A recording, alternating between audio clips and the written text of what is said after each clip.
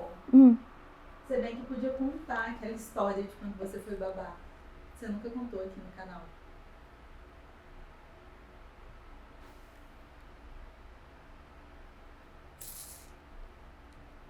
Nossa.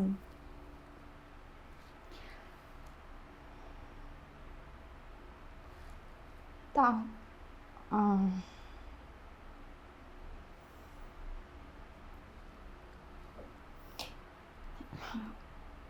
Eu tinha uns 16 anos. Eu queria muito guardar dinheiro. Eu vi um monte de filme americano e aí eu decidi que eu ia fazer um trabalho de babá, principalmente para minha tia. Começou com ela e assim, era um dinheirinho bom que dava para eu ir no cinema, ir num show. Hoje em dia eu sei que não era muito dinheiro, mas eu não tinha uma vida social tão agitada. E a minha clientela foi ficando grande. Modéstia à parte, eu sempre tive muito jeito com criança, muito carinho também. As pessoas não tinham muita dificuldade em me deixar ali com a criança, elas confiavam em mim. E eu era conhecida como a menina santa do bairro, eu não fazia nada de errado, eu não bebia, eu não fumava. Eu tinha 16 anos também, né? Eu acho que a coisa mais trabalhosa disso tudo era convencer a minha mãe, porque a minha mãe, ela nem me deixava dormir na casa da minha prima. Eu tinha que implorar pra ela. Por favor, mãe, é só umas 3, 4 horinhas, é a vizinha. Às vezes ela deixava, principalmente se fosse uma amiga da minha tia. Amiga próxima, porque conhecida, minha mãe às vezes ficava meio ressabiada, não sabia se tinha marido, quem que ia estar na casa. E não era incomum a minha mãe aparecer no meio do meu serviço para saber se eu estava bem. Nessa época que a minha reputação estava no auge, porque eu não tinha namorado e não tinha vida social, eu recebi uma ligação, era sexta-feira. Era um casal que precisava ir num casamento e não tinha ninguém para cuidar do bebê. E eles tinham ouvido falar que eu era uma ótima babá. Não uma boa babá, uma ótima babá. E eles perguntaram se eu podia prestar o serviço para eles. Eu lembro de perguntar umas coisas muito básicas. Eu era muito novinha. Eu perguntei o nome deles e... Gente, sobrenome não é uma coisa muito importante aqui no Brasil. Não de gente de classe média. Eles me falaram o nome, para mim soava familiar. Não era, não sei, um nome alemão ou alguma coisa super sofisticada. Eu lembro que na época eu identifiquei os nomes como um casal de amigos da minha tia, colegas, que ela já tinha me falado alguma vez sobre eles. Eles me perguntaram se eu ia estar disponível. Eu estava de férias, morgando no sofá, e eu falei que sim. E aí eles me falaram quanto eu ia ganhar. E, gente, eu ia ganhar R$ 50 a hora. R$ 50 naquela época era, tipo, muito dinheiro. Não sei, talvez uns R$ 200 para hoje. Provavelmente. Imagina você ganhar R$ 200 a hora. Eu só conseguia imaginar o que eu ia fazer com aquele dinheiro e eu tinha muitos planos. Porque eu tava manipulando R$ 15 a hora. Era um dinheirinho baixo. Eles estavam falando de muito dinheiro para mim. E eu não sou de uma família rica. E fora que sempre no final do meu expediente, que geralmente era para que os pais pudessem sair para manguaçar, eu recebia um extra, uma gorjetinha, porque eles sempre atrasavam uns 15 minutos, meia hora. Então eu já estava contando que eu ia ainda receber um pingadinho a mais. Nos últimos meses eu estava trabalhando pelo menos uma vez por semana porque eu queria muito ir num show. Era da minha banda favorita na época e era caríssimo para mim. O acordo com a minha mãe era: Eu podia ficar até umas 11h30 e nem um segundo a mais. Senão ela aparecia na porta para me buscar. Minha mãe não era de, 11h30, mas aí você chega meia-noite e meia. Não, 11h30. Só que esse casal queria que eu ficasse até 1h da manhã. Ali o balde de água fria já tinha sido jogado em mim, porque minha mãe nunca ia deixar. Eles falaram que chegando, eles me levavam de carro até em casa. A casa deles ficava meia hora de distância da minha, então era assim, rapidinho, que eles não iam se atrasar, que 1h em ponto eles estariam em casa. Mas eu já sabia que a minha mãe não ia deixar. Eu já disse pra eles que eu não ia poder. A minha mãe nunca ia deixar. Não valia nem a pena gastar saliva. A minha mãe é do tipo de pessoa que falou, tá falado, mais nada. Mas a mulher disse que ia ligar pra minha mãe, que ela ia conseguir resolver. Eu tava assim, vai na fé, liga sim. E ao mesmo tempo eu só queria dizer, pelo amor de Deus, não arranja confusão na minha vida não. Porque assim, se a minha mãe encrencasse com esse negócio de babá, ela não ia mais deixar eu fazer. E aí acabou o dinheirinho, porque eu não tinha mesada. Mas eu sei lá qual era a magia dessa mulher, que ela ligou pra minha mãe, eu não sei o que ela conversou com ela, mas a minha mãe dava gargalhadas. E em meia hora de ligação, eu já estava autorizada a juntar a minha malinha e ir. Ficou combinado que umas 6 horas eu devia chegar na casa deles para que eles pudessem sair umas 6h30. 5h15 minha mãe estava preparada. Eu coloquei o meu kit básico de sobrevivência dentro da mochila, que era basicamente biscoito, bala, chocolate, meu agasalho, um livro. Eu fazia um kit de sobrevivência porque, gente, cada casa é uma casa. Tinha casa que tinha até bolo na geladeira e tinha outras que não tinha nem água gelada. Então, eu já estava preparada. Minha mãe e eu passamos todas as regras enquanto ela me levava até a casa do casal, que era atender o telefone fixo da casa, porque na época eu não tinha celular, não passar do meu horário e não futucar as coisas dos outros. Que essa era uma regra muito importante para minha mãe por conta da reputação dela, né? O que vão dizer de mim caso você furte alguma coisa? Que sempre foi a preocupação da minha mãe. O que vão dizer de mim vendo você vestida dessa forma? Eu já ouvi isso bastante. Eu concordei com tudo, porque se minha mãe falasse que era para eu comer bosta, eu teria comido do tanto que eu queria ganhar aquele dinheiro. O bairro do casal eu já conhecia. A Anne e eu, a gente passeava por lá quando a gente era mais nova, só para olhar as casas. Passando pela rua deles, a minha mãe começou a achar até que eles estavam pagando pouco. Só tinha casão.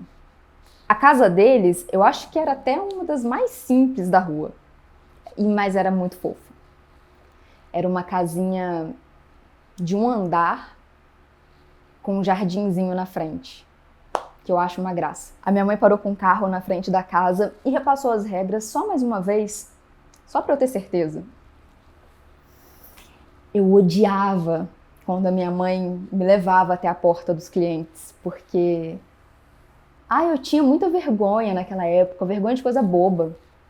Eu pedi pra eu ir sozinha, ela queria se apresentar. Mas eu falei, mãe, pelo amor de Deus, deixa eu ir só. Ela só concordou porque ela estava atrasada, porque nessa época minha mãe fazia entrega de bolo. A minha tia fazia os bolos e ela entregava. Muito a contragosto, ela deixou que eu fosse sozinha. Mas eu lembro da minha mãe, enquanto ela estava indo embora, com uma mão no volante e olhando para trás o tempo todo. Eu caminhei até a porta de entrada e bati. Demorou um pouco e ninguém veio e a minha mãe já tinha virado a esquina. Nessa hora, rolou o arrependimento adolescente. Porque se não tivesse ninguém em casa, eu ia ter que voltar a pé. Eu bati mais uma vez e mais uma, e aí uma senhorinha foi e abriu a porta.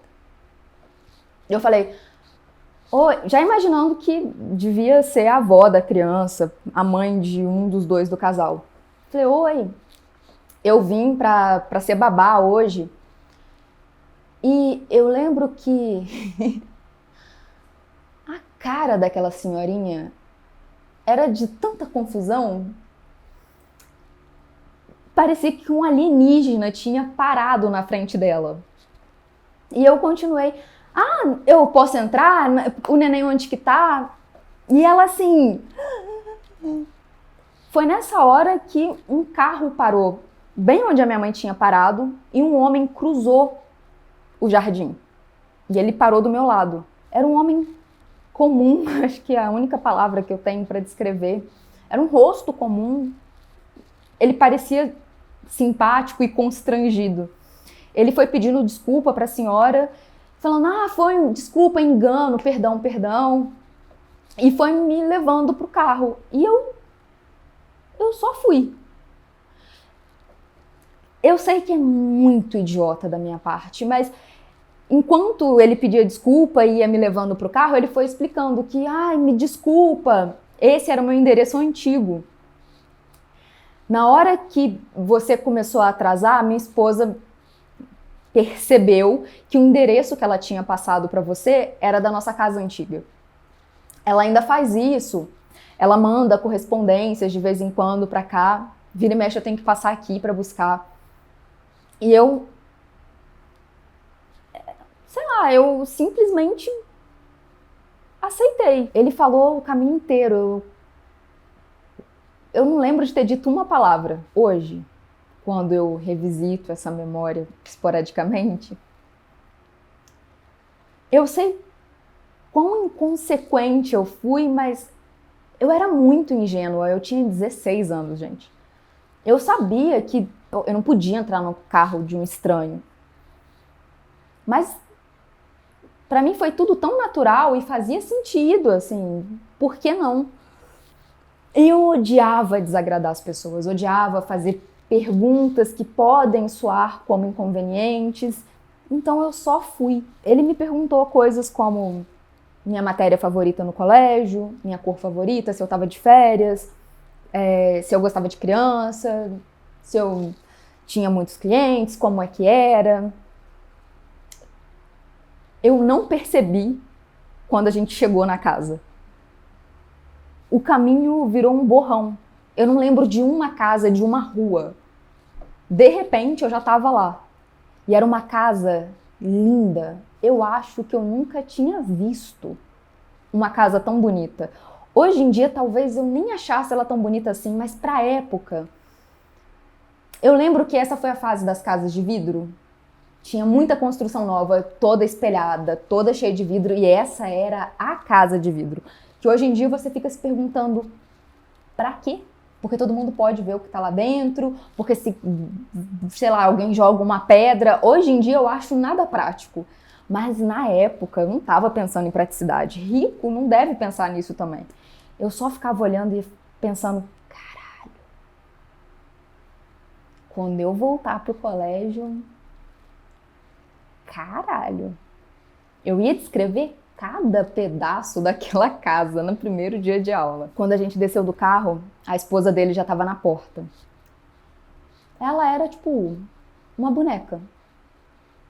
Ela era loura, não era nem muito alta, nem muito baixa, ela tinha os olhos azuis, ela era o padrão. Hoje em dia, talvez eu não achasse ela tão bonita também. Mas pra época, ela era tipo tudo que eu queria ser. Eu lembro que ela tinha um cabelo ondulado, mas aquele ondulado que parece que a pessoa já acordou daquele jeito. E ela estava linda. Ela estava preparada para um casamento. Eu não sabia nem o que falar para ela. Nesse momento, eu fiquei muito autoconsciente de que eu estava de moletom e cabelo encebado. Eu estava com muita vergonha. E aí eu só falava, oi, sim, claro,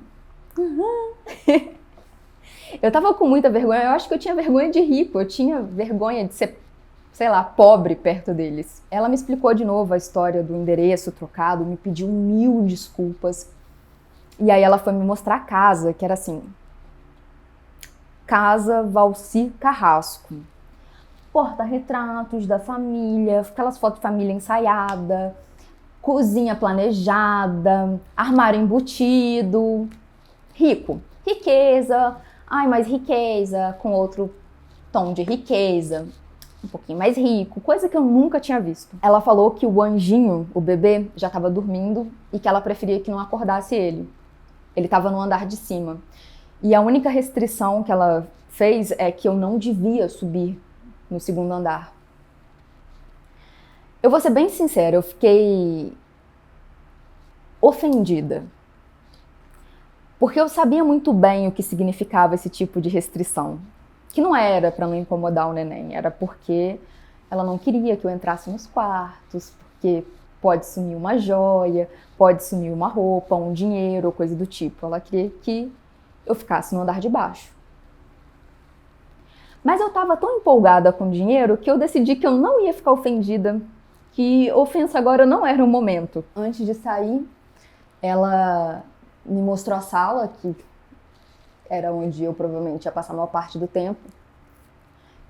Eu achei fofo, talvez aí eu já tivesse perdoado ela. Tinha petisquinhos dentro de potes de porcelana lindos. Tinha um sofá maravilhoso com um monte de almofadas. Eu tava constrangida porque eu não tava me achando limpa o suficiente para sentar na sala. E antes de sair, eles reforçaram que não era para eu subir no segundo andar, que era para eu evitar ao máximo acordar o neném, porque ele era chatinho. Não foi assim que ela falou, né? Mas que ele só dormia com ela que tinha que botar no berço, que ele demorava a dormir. Então, assim, ia ser melhor para mim se ele não acordasse. E eu tava assim, ok.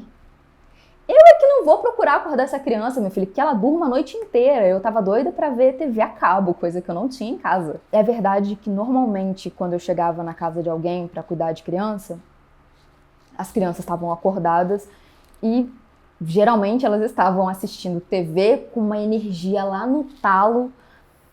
Mas eu não achei tão estranho na época, porque era um bebê.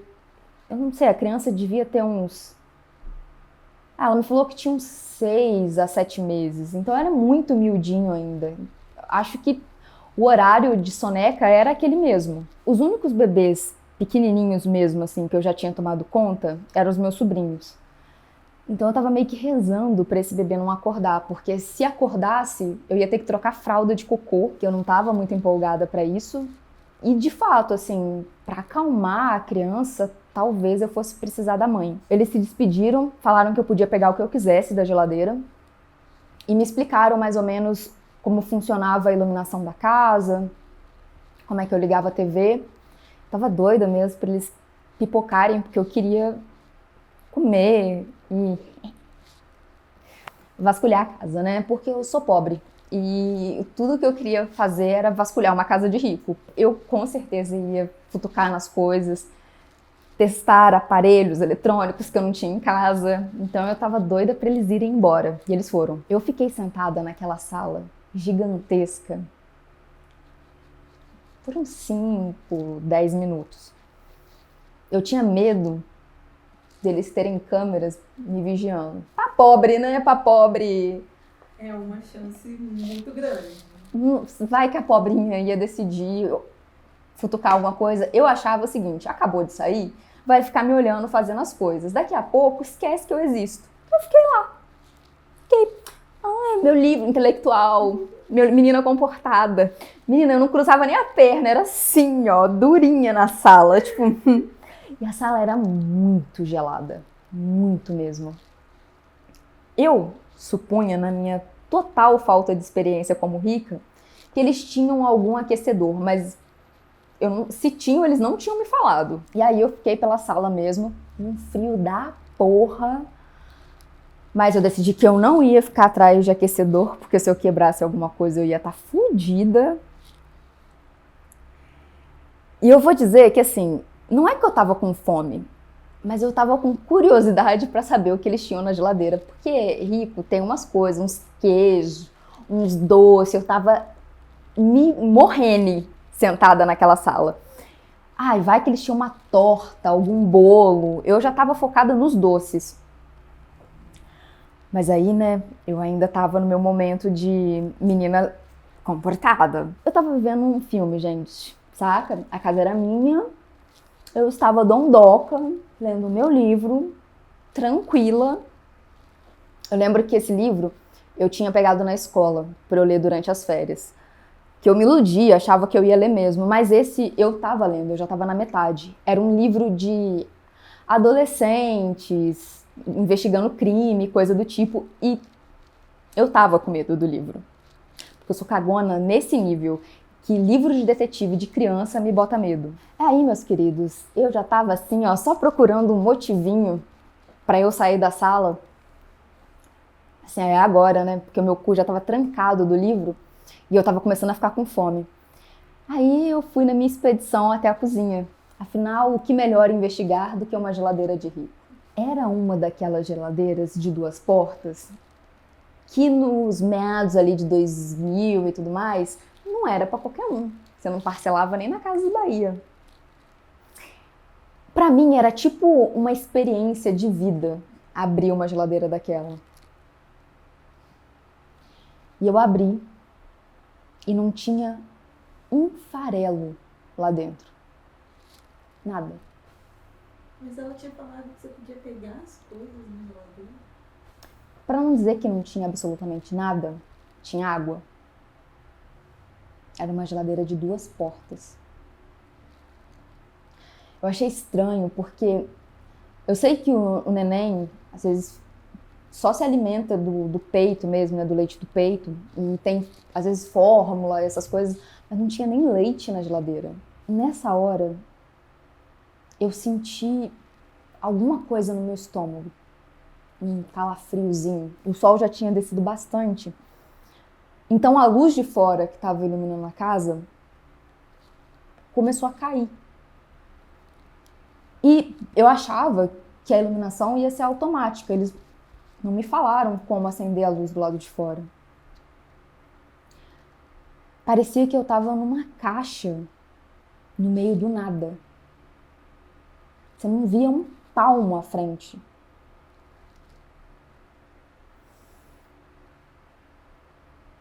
Eu comecei a sentir medo. Mas eu acreditava que era aquele medo que você sente de assombração. E aí não, vamos recobrar esse juízo aí, né? Eu decidi que eu ia verificar os cômodos. E porta atrás de porta, todas elas estavam trancadas. E isso era muito incomum. Era normal que o quarto principal tivesse trancado. Geralmente as coisas mais valiosas ficam nesse quarto e tal. Mas todos os quartos, tipo, despensa. Eu ia roubar o quê? Vassoura?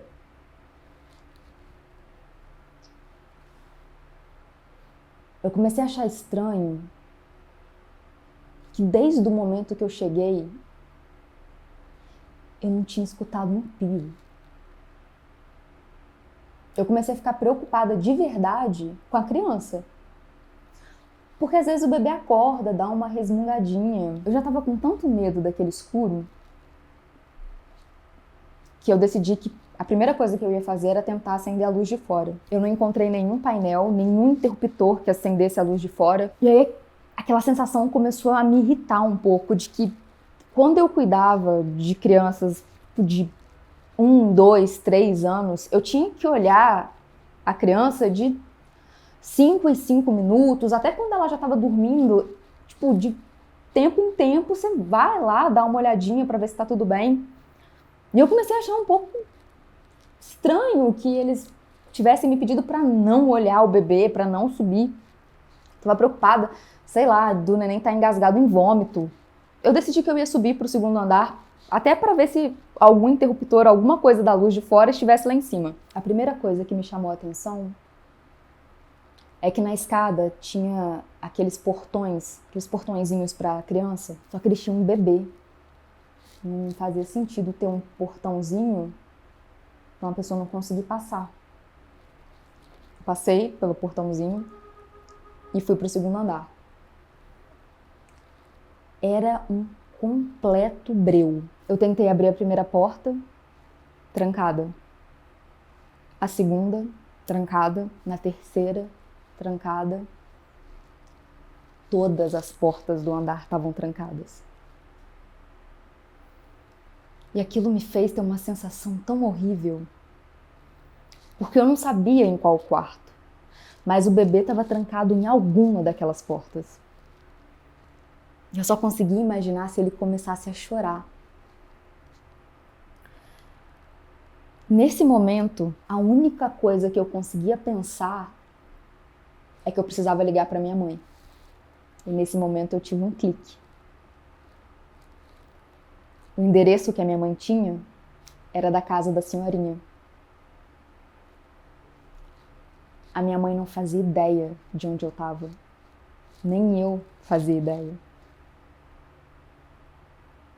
Foi aí que eu entendi que eles não queriam que a minha mãe soubesse onde eu estava. Naquele momento, eu tinha certeza que eu ia morrer. Eu não sabia nem explicar de onde estava vindo aquela certeza, aquela sensação de que o estômago está derretendo.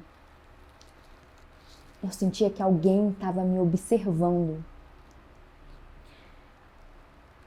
Eu decidi que eu ia descer do jeito mais silencioso que eu conseguisse, sem fazer qualquer barulho. Mas parecia que o meu coração dava para ser ouvido do outro lado da casa. Eu desci. Lentamente. Eu fui até a porta da frente. A minha mão estava tão suada que a maçaneta ela deslizava. Era daquelas redondas. E eu me convenci que ela não estava abrindo porque a minha mão estava deslizando nela. Mas ela estava trancada. A única coisa que eu conseguia pensar é que eu estava dentro de um filme de terror e eu estava pronta para começar o massacre. Eu era a menina bobinha que fica correndo e gritando enquanto o assassino fica indo atrás. Eu congelei. Eu ficava rezando na minha cabeça para aquilo acabar. Para que eu só tivesse com muito medo do livro e que, na verdade, nada daquilo fazia sentido. Num lampejo de coragem, eu decidi ir lentamente até a porta dos fundos. Foi uma das maiores caminhadas que eu fiz na minha vida. Chegando na porta dos fundos, trancada. Era a primeira vez que eu tinha reparado que a casa não tinha telefone. Isso não tinha chamado a minha atenção. Mas indo até a porta dos fundos, dava para você ver alguns cômodos, os que estavam abertos, a cozinha e a sala. Não tinha telefone. Eu não tinha como pedir ajuda. Eu voltei para a sala e comecei a juntar minhas coisas. Eu fiquei sentada no sofá, olhando para o nada, tentando ouvir qualquer coisa que estivesse acontecendo na casa. Eu decidi que eu ia sair pela janela. Levantei, fui na janela, trancada. Outra janela, trancada. Todas as janelas estavam trancadas. E aí eu ouvi um barulho. Ele vinha do segundo andar. Era o som de uma porta se abrindo. Eu sentia que os meus ouvidos iam começar a sangrar a qualquer momento. Eles estavam tão aguçados que eu senti eles latejando. Eu me encolhi. A próxima coisa que eu fiz foi correr até a cozinha. Eu estava tão desesperada que eu só queria me esconder. Eu me enfiei dentro do armário debaixo da pia. Eu fiquei, eu não sei quanto tempo lá dentro. Eu imagino que não muito. Eu não ouvi mais nada. E aí eu comecei a pensar que talvez não fosse nada. Que eu estava muito paranoica, que eu estava com medo da casa, com medo do escuro, que o casal ia chegar a qualquer momento e eu me encontrar dentro do armário e a criança no andar de cima chorando. Mas eu não tinha forças para sair de dentro daquele armário. Eu me encolhia enquanto eu suava frio, tanto que a minha blusa já estava encharcada. Eu pensei em sair. Mas aí eu ouvi um barulho. Era a porta dos fundos se abrindo. Dessa vez, não era uma coisa da minha cabeça. Alguém tinha entrado pela porta. Eu escutava os passos indo pela casa. Eu estava dentro daquele armário, tão pequena, tão minúscula. Eu tinha certeza que quem estava do lado de fora dava para ouvir. Tanto eu transpirando quanto meu coração arregaçando o meu peito. E aí, eu escuto uma voz conhecida. Era um homem falando que ela deve estar no andar de cima. E aí eu escuto os passos. Subindo as escadas.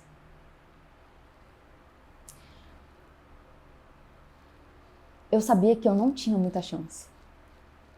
E eu tinha certeza que ele não estava sozinho. Mas eu não conseguia escutar os passos da esposa dele.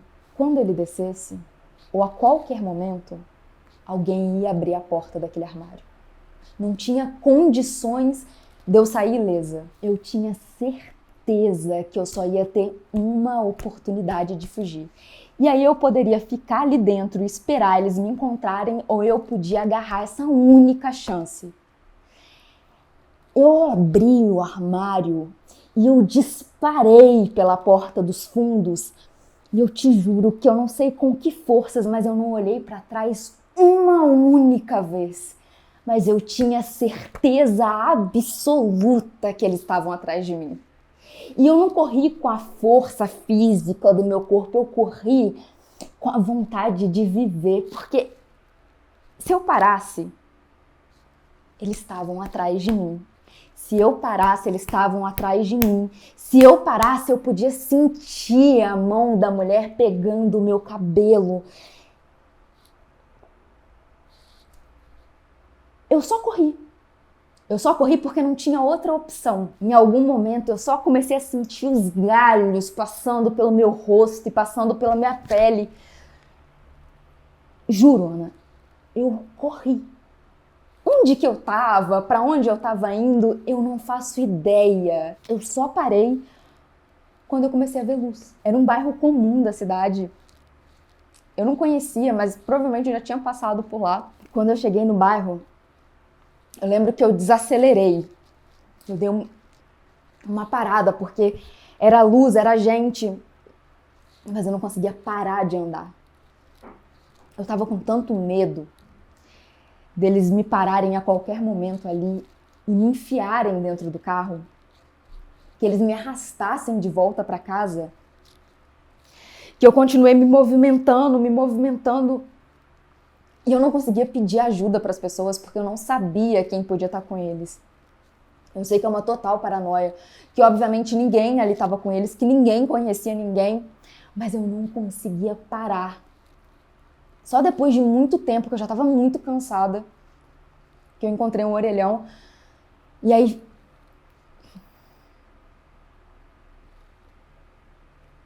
eu liguei para minha mãe.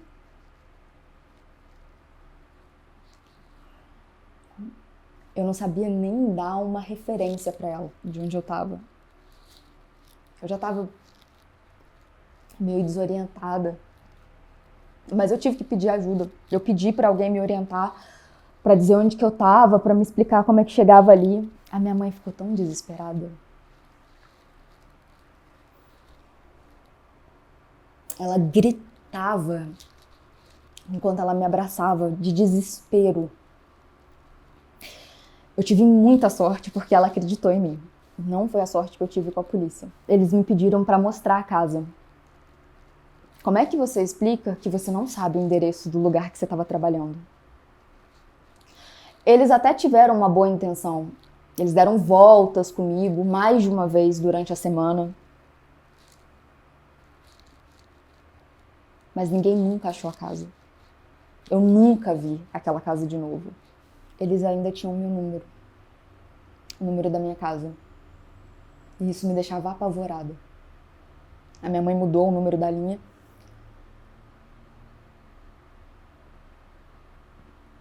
E eu achei que tinha acabado a história ali. Eu demorei anos para me recuperar, para confiar, ir na casa dos outros. de andar na rua, porque eu não conseguia ficar sozinha. Eu achava que a qualquer momento eles iam me empurrar para dentro de um carro. Mas eu não posso dizer que foi a última vez que eu ouvi falar deles. Uns meses depois disso tudo, a gente recebeu uma ligação, num número novo.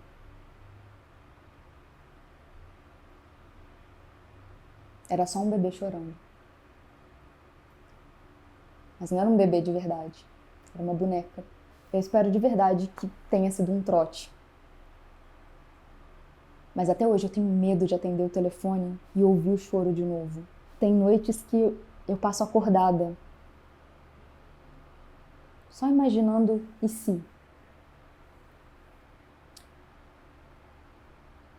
E se eu tivesse continuado na casa? E se eles tivessem me pegado dentro daquele armário? Mas para mim a coisa mais assustadora era quem estava no segundo andar. Eu tenho certeza que eles não agiam sozinhos. Mas é isso. Eles provavelmente fizeram isso de novo. Acho que eles gostavam de brincar de gato e rato. Com meninas que nem eu. Boazinhas. Que tinham medo de desagradar e dizer não. Eu só corri. Acabou. Jesus, eu nunca mais conto essa história.